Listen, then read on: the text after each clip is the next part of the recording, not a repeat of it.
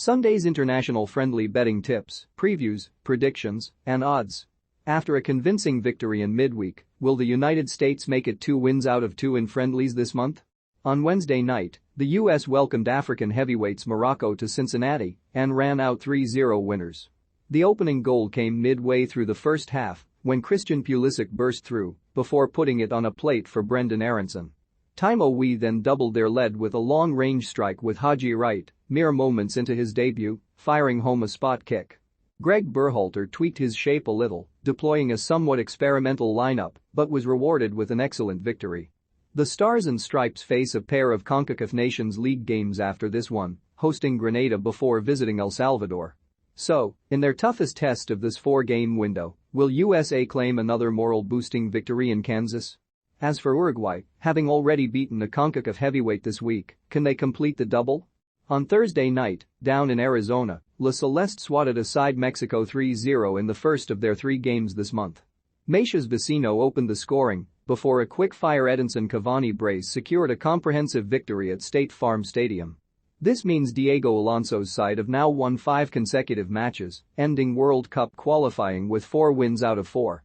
The 1930 and 1950 world champions last won 6 successive fixtures in 2018, going into the last World Cup, at which they reached the quarter-finals.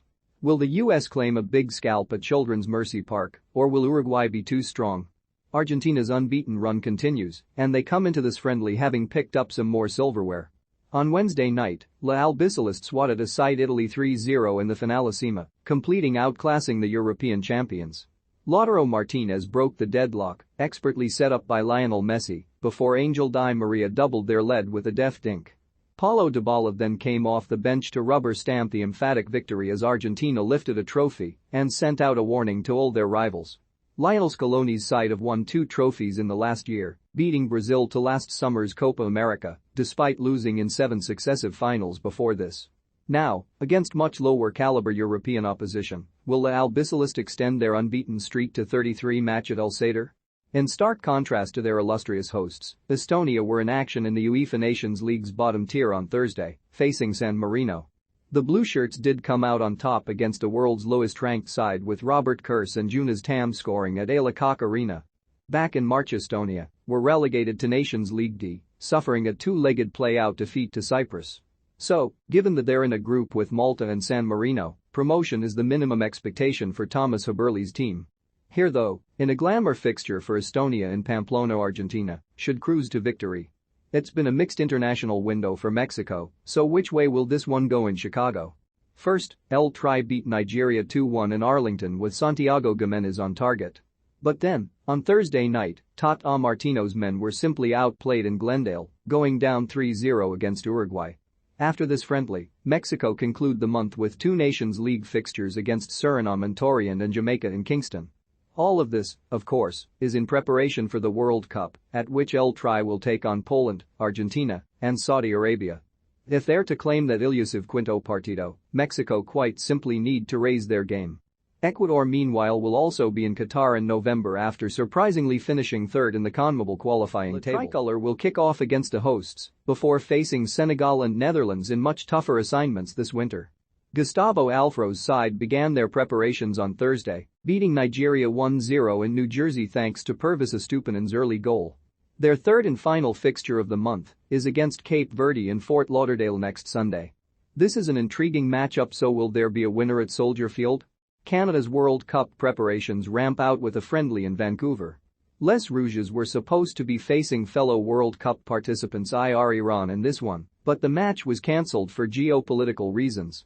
So, at extremely short notice, Panama have stepped in, meaning the two will meet again after their qualification encounters in October and March.